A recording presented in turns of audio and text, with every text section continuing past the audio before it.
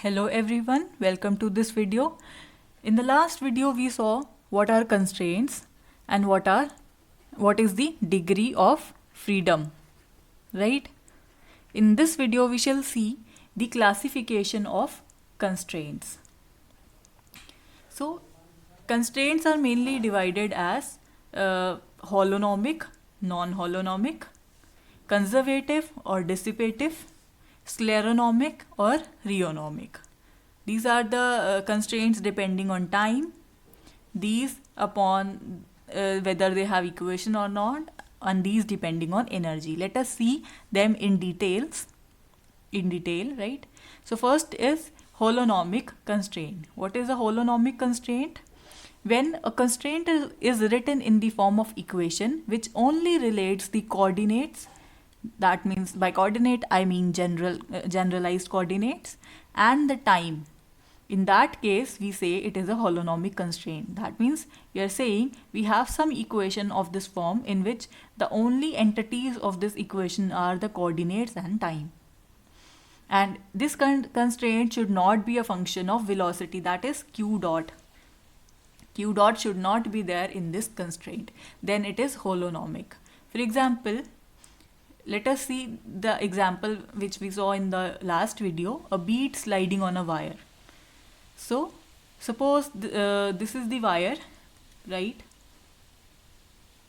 which we are talking, and this bead is sliding down this wire.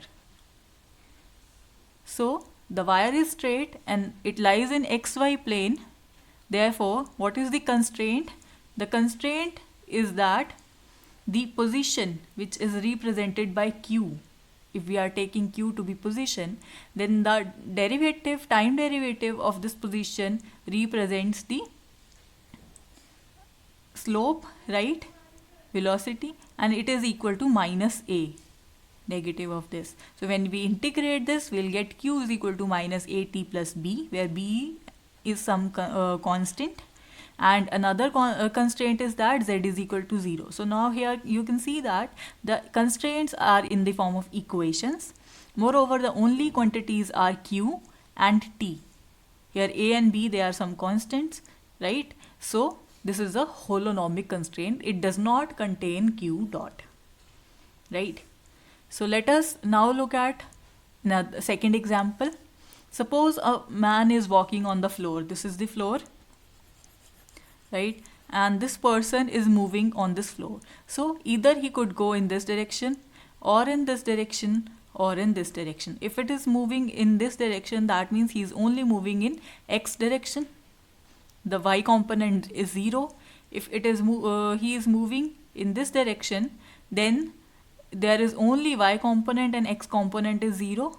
And if he is moving in this direction, that means it would be a combination of x coordinate and y coordinate. So the only two independent coordinates are x and y. Therefore the constraint is that z is equal to 0. It is in the form of equation, and the only coordinates are the coordinates itself, that is though no derivative is present.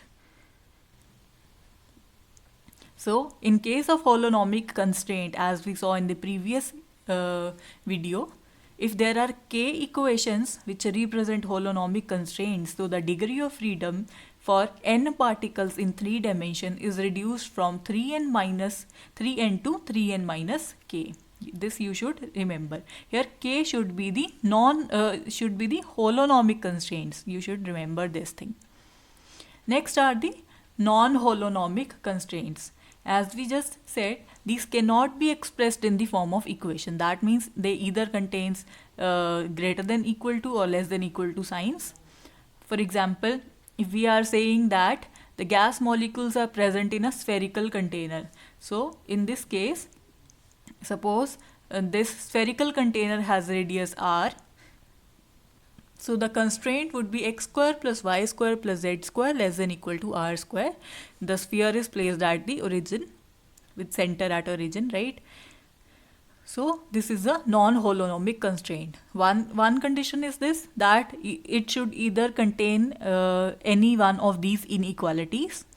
Another condition is that in simplest form also, that means you cannot reduce it further, they may only contain q dot factors. They may contain q dot factors, unlike the holonomic constraint in which only the q and the time coordinates were present. So in this case, we could either have some function of the coordinates, their derivatives, and time equal to 0 if we have some equation. So they may contain these derivatives also in addition to the coordinates, generalized coordinates, and this time, right? So we can have an example of person. This is a person who is trying to use this bicycle. This bicycle is basically parked in some parking lot, right? And this bicycle belongs to someone else. So now here you can see that if you notice that these wheels of this bicycle, they have some inflation valve, the one which is used to fill up the air, right? So it has a particular position when it was parked earlier. So this person, he came and he rode the bicycle, and without someone noticing him, he just placed the bicycle at the same spot. So now what the difference is that even if he placed the bicycle at the same spot, this inflation valve may be disturbed and may be placed at, say, this position or this position according to whatever the path he had followed, right? So this kind of constraint also comes under this category where we cannot explicitly define what has happened to the system. That means they contain the derivatives also. So next is this scleronomic constraint. What is this? This constraint is independent of time. So whatever time you are in, it does not has any effect on the constraint. The constraint would be same. For example, in rigid body, whether you are talking about particular rigid bodies, for example, say table, then that rigid body will contain particles which have the same distance, whether you talk about it today, tomorrow, or any other day, right? It does not depend on time. So next constraint is rheonomic constraint. It depends on time explicitly. That means it would be some function of time. So for that, let us look at the example. Here at origin, we are saying this person is standing over here, right? And it has a rod or a string. It has this person is holding this string, and at the end of this string there's a bead. So now this person is rotating this string in this anti-clockwise direction, and suppose initially it is making an angle theta over here with the z-axis, right? So you understood the situation. The person is standing on the origin and he is holding a string at whose end contains some bead. So bead is forming this circle like projection while moving, right? So we are interested to see how this constraint is depending on time, right?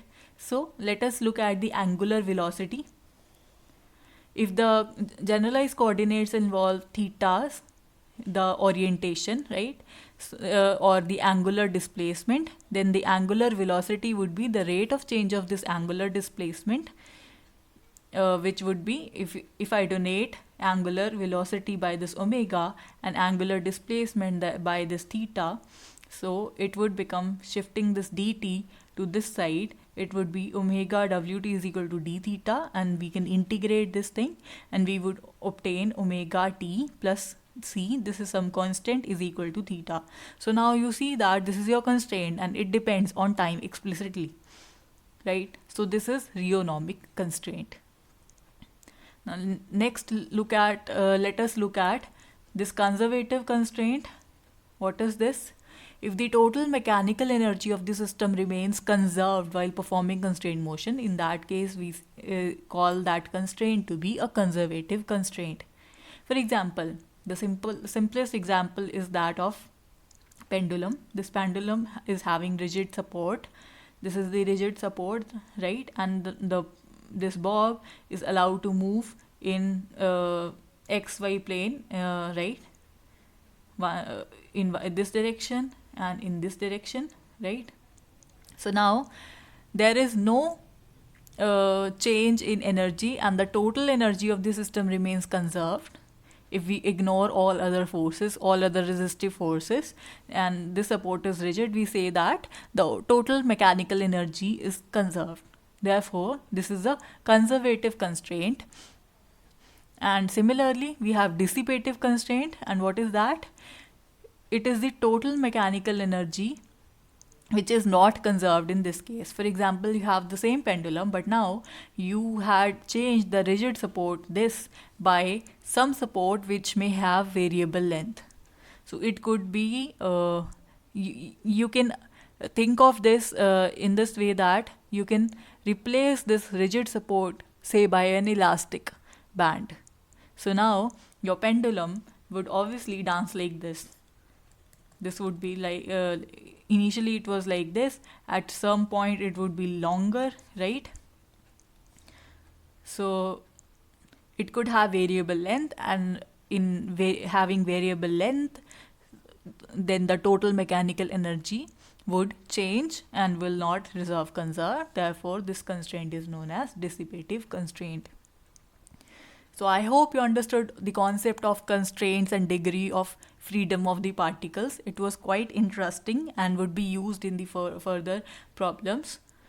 So that is it for this video.